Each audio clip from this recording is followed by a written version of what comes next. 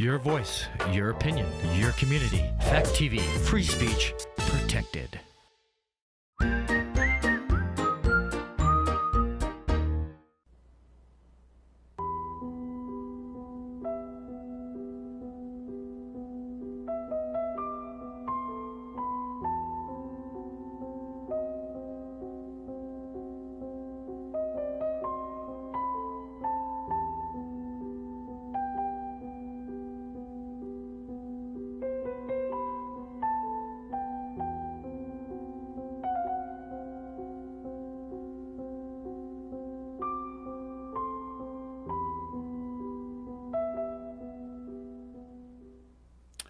Good evening and welcome to another edition of What Do You Think? My name is Bill Morse and this is the backside of Oliver. Tonight, it's July 28th. The date is July 28th, 2022. And tonight we're going to talk about someone who generally is not in the news. But is probably one of the most powerful people in the world. And his connection to what we've spoken about before is through Klaus Schwab. Now, Klaus Schwab, we spoke about his book, The Great Reset, which came out in 2020, months into the COVID pandemic. Could we have Klaus back again? It helps to have a face. There he is. There's Klaus Schwab. The World Economic Forum is his group, and they meet, as you probably already know, once a year in Davos. And this past year they met the third week of May.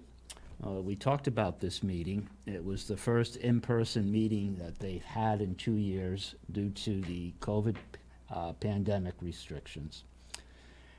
And I mentioned this summit because there were a couple of familiar faces. There are people invited, journalists, world leaders, activists from around the world.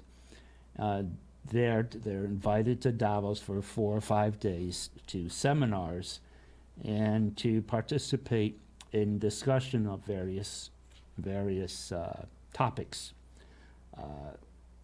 The economy, food shortages, climate change, and a number of other things.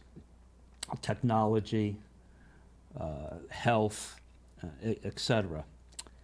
And so we discussed a couple of months ago his book, The Great Reset. And also we discussed a bit about the Davos Summit. Thank you. And a couple of people, as I said, that we recognized this year, Patrick Leahy, who is retiring from the U.S. Senate. He's represented us here in Vermont since 1977. You may remember, if you're old enough, that he rode in on the coattails of Claude Aiken, who was a longtime governor and later a longtime U.S. senator. I believe he lived in Putney, and he represented Vermont for decades. He retired, and a young attorney from Chittenden County, Patrick Leahy, took his place, riding in on what I believe was widespread anti-Republican sentiment in the country due to Watergate and also our withdrawal from South Vietnam, having achieved basically none of our goals of bringing democracy, a lasting democracy, to that country. Kind of a long, much more deadlier version of our involvement in Afghanistan much more recently. So anyway, Senator Patrick Leahy was there. He's retiring. And there were a couple of other senators. It was unusual, the number of senators. There were also business people.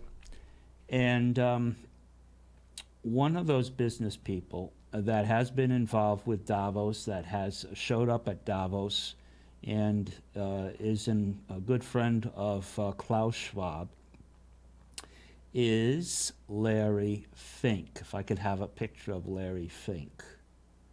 There he is. There's a picture of Larry making a point at the World Economic Forum. And a little bit about Larry. Larry was born in about 1952, so he's be just 70 now. In Los Angeles, he got a business degree from UCLA and also a Master of Business Administration from another university nearby. He went into what they call risk management, whereby as a consulting group for companies in showing them how to minimize risks of loss of revenue and actually increase benefits, monetary benefits and legal benefits from investments that they may make. Larry worked for the first Boston company in the 80s, and his name came up in national headlines as being responsible for a $100 million loss while head of First Boston Corporation, which was, as I said, a management group.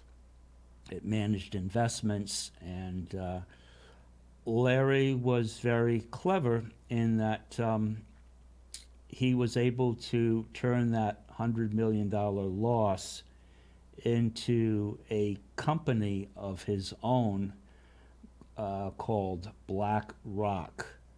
And BlackRock went on to be, under his leadership in 1988, a very profitable investment house, I guess you would call it, risk management consulting group.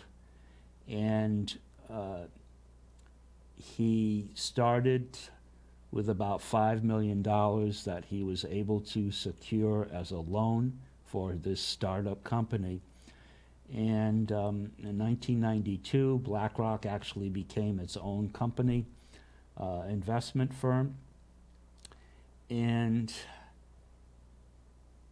later on, I'd say about 2002, the investment of $5 million actually grew to an asset grouping or an asset portfolio that went into the billions of dollars.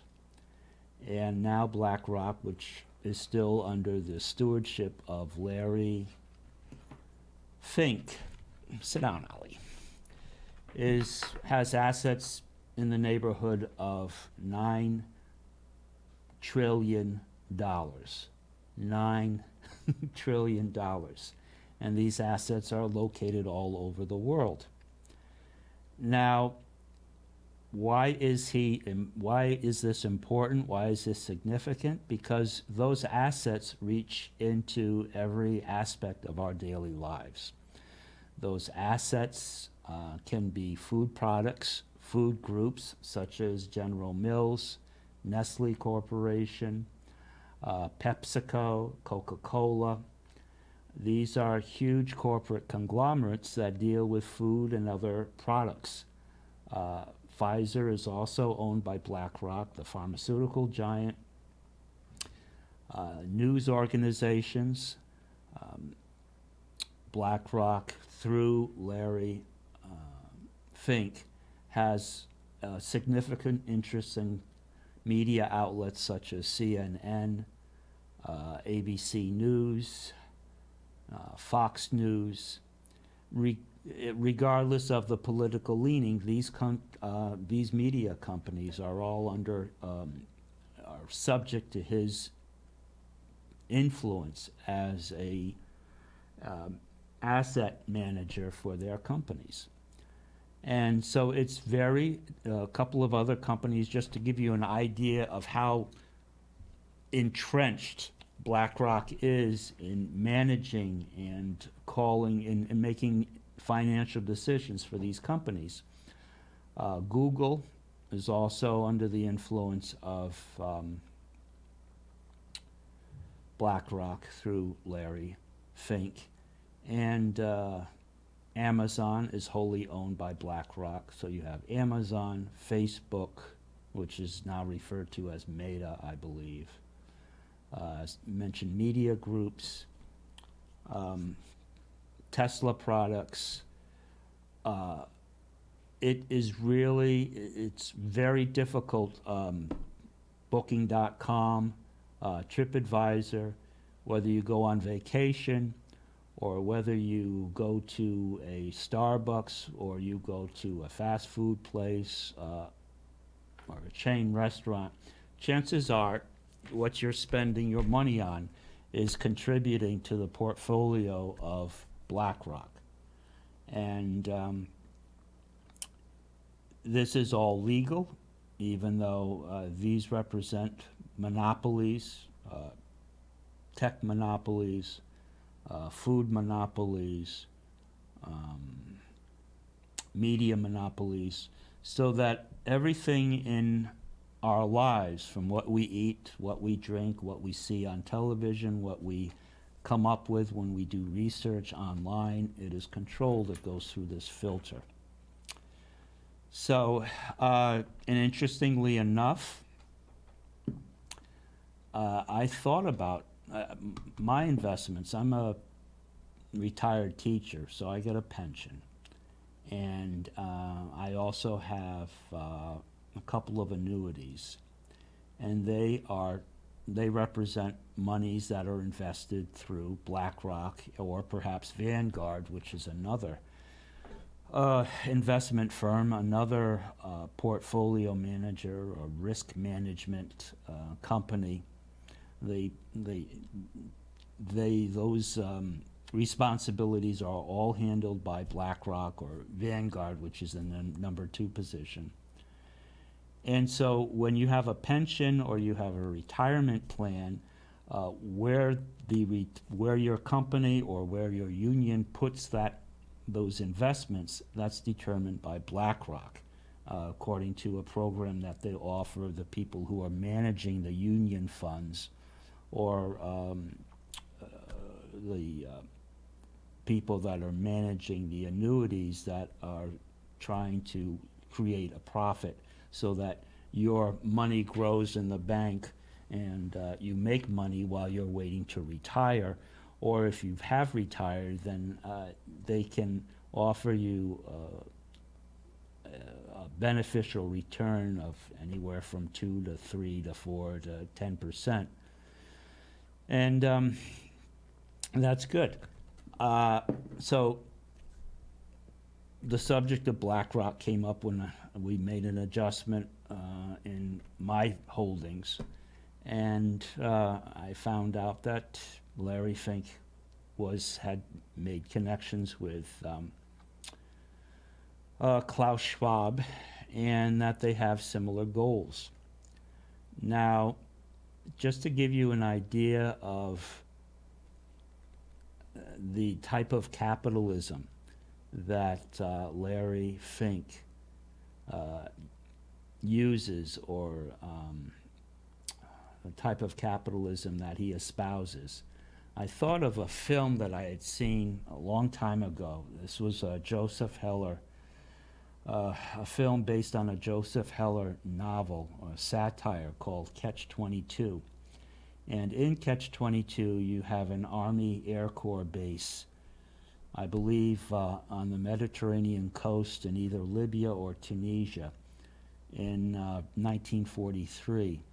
And the purpose of having this Army air base is to drop bombs on German targets in occupied Italy. And it's kind of like a version of, I'm sure MASH, the TV series with Alan Alda in the early 70s, was inspired by Catch-22, because both the series and the movie reflect on the absurdity, the bureaucracy of war, and the senseless waste of human life and property, livelihoods through through war, and that very often those people that are fighting have no idea there's a big disconnect between what they're fighting for and what they actually do on a daily basis. So if we could have a picture of Milo on the screen. Now, Milo, who is played by Jon Voight, this is 1970, is talking with, I forget the gentleman's name, but he's a well-known star. I believe Alan Arkin is Yossarian in this. As I said, Jon Voight is Milo, and he's in the black market. He's a wheeler dealer. He's a businessman. He's very much of a capitalist, and he's holding in his hand an egg, and he's trying to convince the base commander to make a deal with the local population in dealing with eggs in exchange for something else. And the colonel on the right actually wants to be a general. And part of his shtick, or his thing, is to become general, he has to be audacious, and he sends his fighter groups on dangerous missions that, if they're successful, will get him the promotion to general that he wants. Well, 10 minutes into the film, you realize that he does not have the talent to be a colonel, let alone a general, and that he will never be promoted. However, that does not prevent him from sending his flight crews into harm's way, or having them extend beyond their limited flying time to the point where they're exhausted and the machines they fly are not properly maintained, etc. So the figure of Milo negotiating reaches a point whereby he doesn't care who makes the profit as long as there's a profit made. Of course, he wants to make a profit. And he considers the guys on the base who contribute to his black marketing activity, he considers them stakeholders. He calls them stakeholders. And he reaches through a third party, forces within the German Luftwaffe, and he arranges in exchange for something that I forget what it is, but tit for tat, you do this, I'll do that, and we both profit. Well, he arranges to have shipments of wine and olives flown in from Italy by the German Luftwaffe in exchange for allowing the Luftwaffe, the German Luftwaffe, to strafe the air base where Milo and the colonel are stationed. During the strafing, there are some people who are killed, wounded, American airmen, service support personnel, surface or ground support personnel, and it's accepted as part of the price of making a profit for the shareholders. Now, the end of the movie ends on a note whereby Milo has invested into a bordello in Italy. This is later on in the war. The Germans are retreating from Sicily, and they're being driven up the boot, so to speak, by mostly American forces. And so in the wake of these towns that have been liberated, Milo has set up a series of, the Spanish set up a series of missionaries in Southern California, the Camino Real, the Royal Way, with churches. Milo has set up a similar set of way stations that serve as brothels for servicemen as they make their way up the boot in pursuit of the retreating German forces. So the movie ends with a long line of mostly American GIs waiting for services in one of the brothels in one of the liberated Italian towns. And there are actually some Germans that were left behind that have also become stakeholders. And so by giving Milo money in investing in this chain of brothels along the liberation route in Italy, they get to partake of the services that are offered in the house. And so hence the long line of people with a chip that gives them the right as a shareholder to spend time in the brothel. Larry Fink is somewhat of this type of an entrepreneur. Now, I say this because this is a different Larry. This is Larry Fine from Philadelphia, one of the Three Stooges. And I just, sorry, I couldn't help but draw the parallel. Larry Fink and Larry Fine, very different people, similar names. But Larry Fink does not worry about whose side the shareholders are located, where the shareholders are located. I believe him and Milo would have gotten along very well and developed quite a plan for investors to take part in and stakeholders to see something for their investment. Whether they're German or whether they're American, whoever they are, their capitalism actually recognizes no friend or foe, only recognizes stakeholders. So Larry recently with BlackRock succeeded in becoming the first and only U.S. company to offer his services as an investment house, a data research house, a risk management house to the Chinese government. Now, there's an interesting marriage here. You have data through high tech that is kept on all of us. What we eat, what we drink, what we buy, where we go, our tastes in clothing, whatever. That information is there on each of us, unless we happen to be one of these, lovingly I say, Neanderthals that pays for everything in cash and does not appear on the digital radar through credit card purchases or through online or internet activity whereby you can be tracked.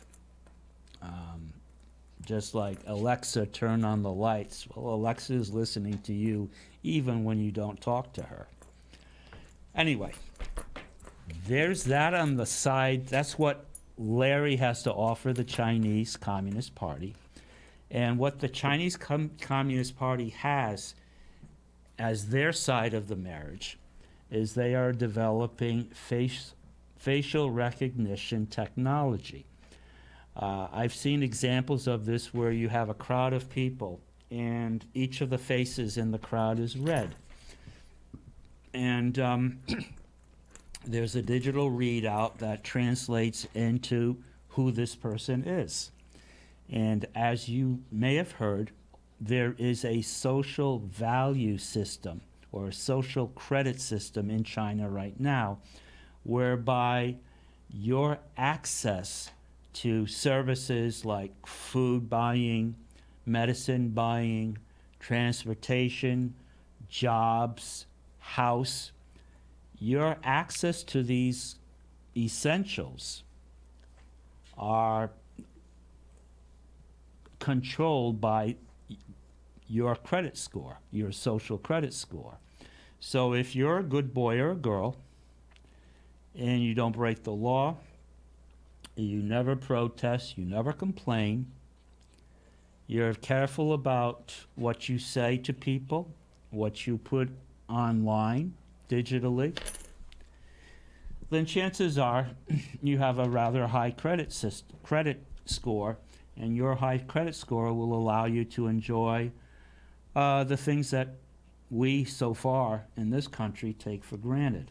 Freedom of movement, the ability to buy fuel, to heat our homes, the ability to or move our cars, run our cars, the ability to have a dog like Oliver, the ability of getting medicine that we need, going on vacations if we want to, having a job with a steady income, the ability to stay out of a camp for re-education, just about anything based on our compliance with directives or mandates. Now, during the height of the last 2 years of corona lockdowns and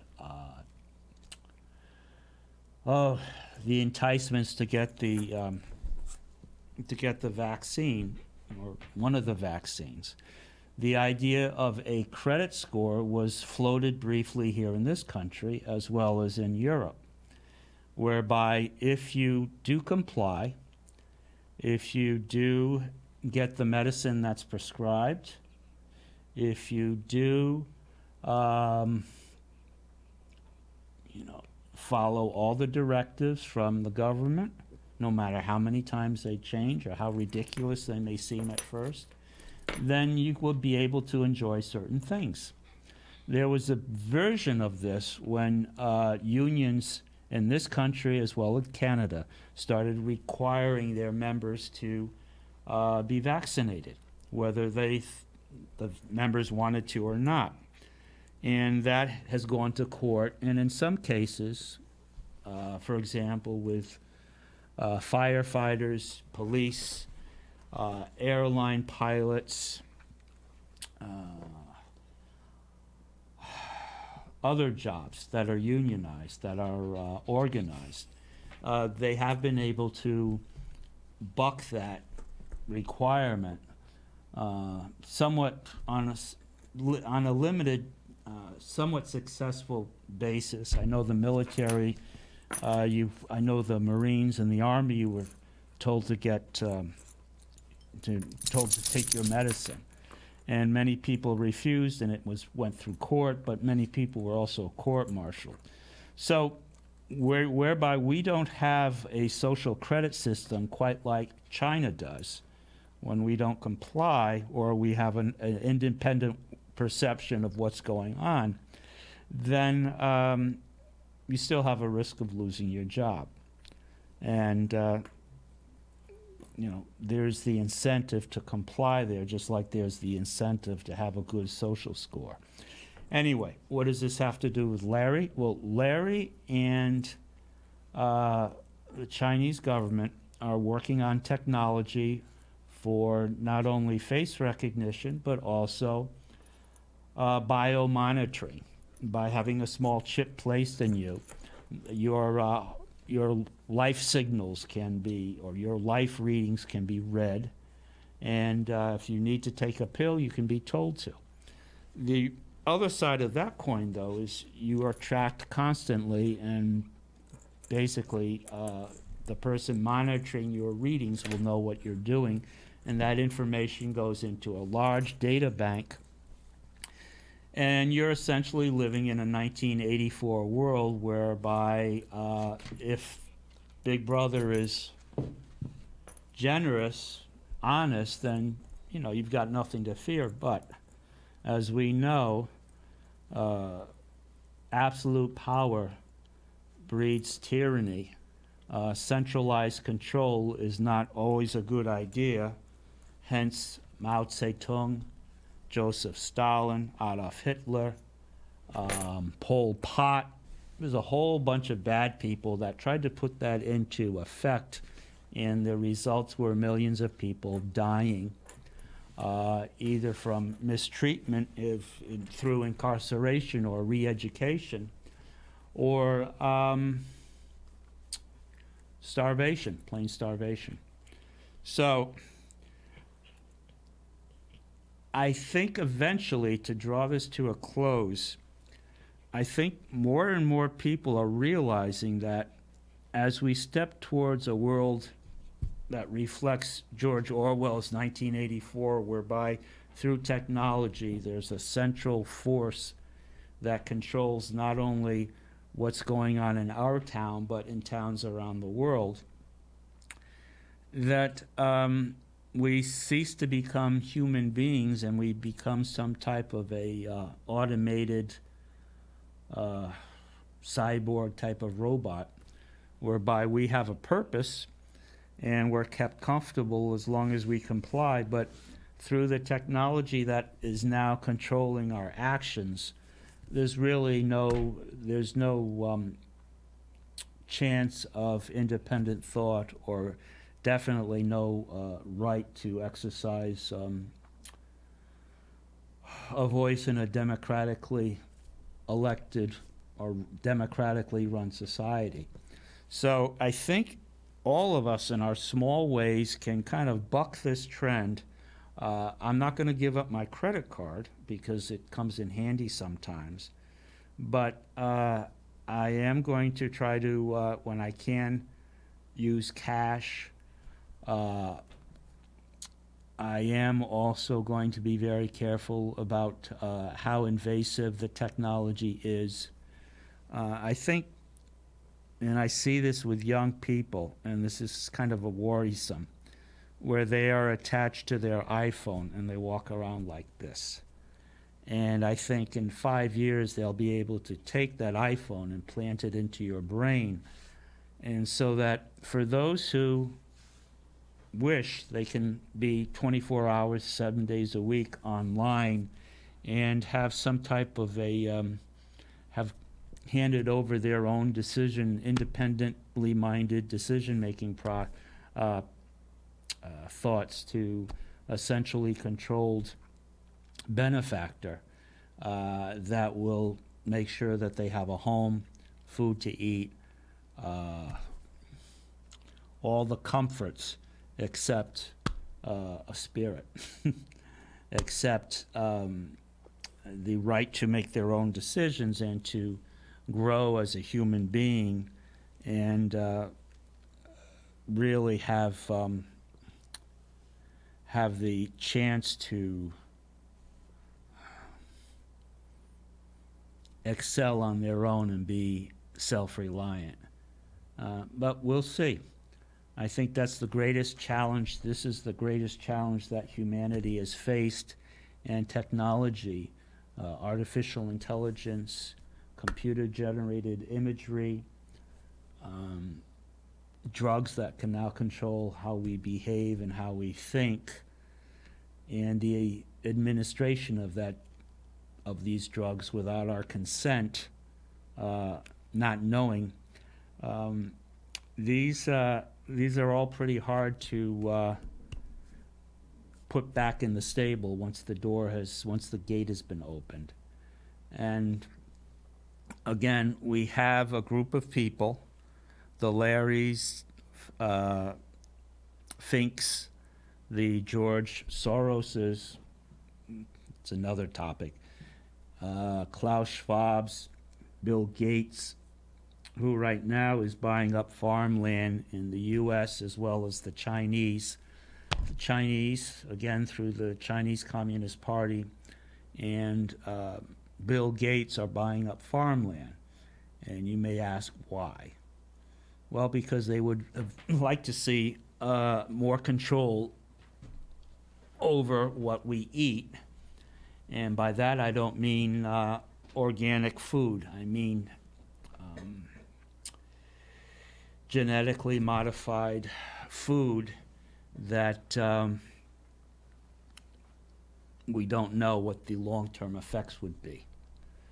I think if you look at the rate of sicknesses that we have today, whether they're in the form of cancers or other ailments, heart issues, diabetes, sugar.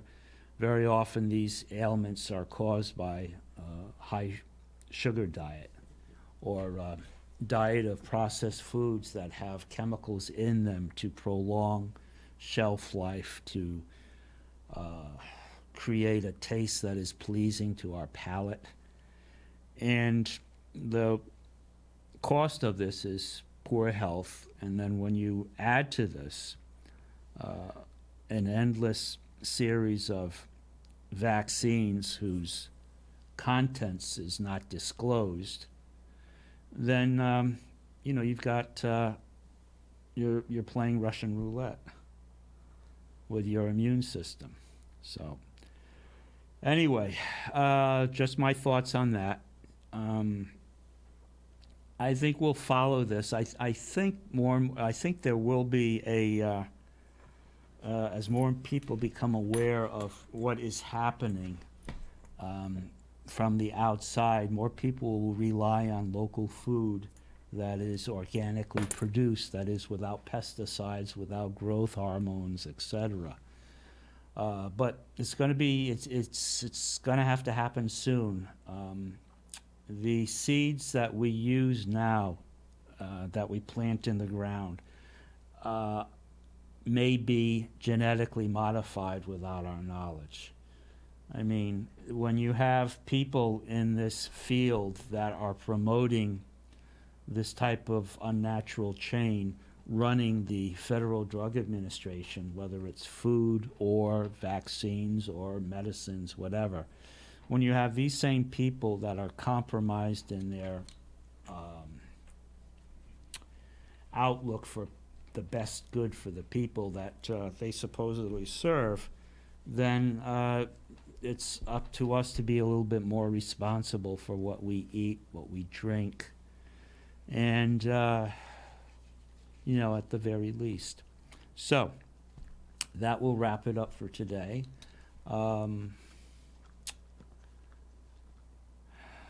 Lots to talk about, and hopefully that sparked an interest in who these people are, the Klaus Schwab, Larry Fink, Bill Gates, whose name is much more familiar to many of us. Who else? George Soros, who deserves another program just for himself. But these are the people that have the ear of our lawmakers, our politicians, our senators, such as Senator Patrick Leahy, and I imagine whoever fills his seat after the midterm elections, November 8th. But what was I going to say?